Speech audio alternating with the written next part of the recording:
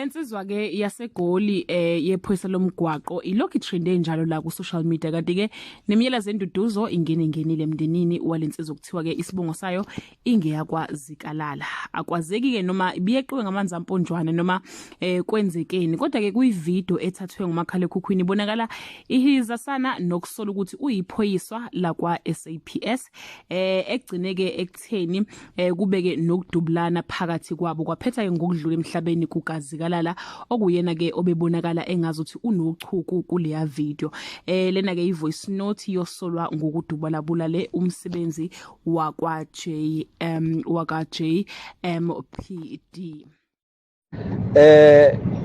We cannot argue ukuthi wayengakhiyanga umnyango yabo yipi ethi mangikhiya umnyango ke ngidubuleke that we cannot argue asibekele ngaphandle yomnyango yabo and mawuthi JMPD bekangana intention yokudubula no bekangana intention yokungidubula ngisemotweni. He wanted me outside. He wanted to shoot me outside the motor vehicle and I tried avoiding but he kept on saying come out.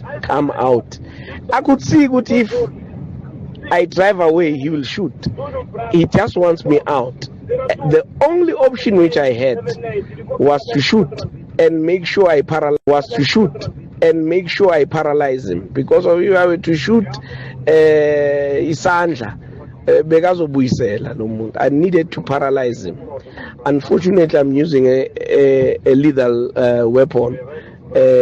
He passed on. Pendule kanjalo ke lensizwa kuthiwa ke iyiphoyisa kwa SAPS ebonakala ke inokuzethemba futhi ke enabantu abaningi abayisekayo ngelokuthi ekwenzile bekuyi self defense kanti ke lesehlakalo abanye basisebenzise ukuqwashisa ezinye insizwa ukuthi ke zingeqiwa intukuthelo zizibeke izimpilo zazo engcupheni. Ayiphelanga kahle ngempela ke leyanto yabo asazi ukuthi bebebangani kodwa akuphelanga kahle neze.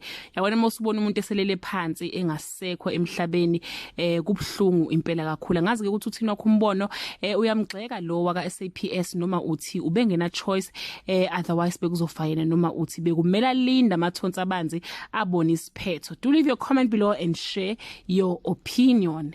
Bye.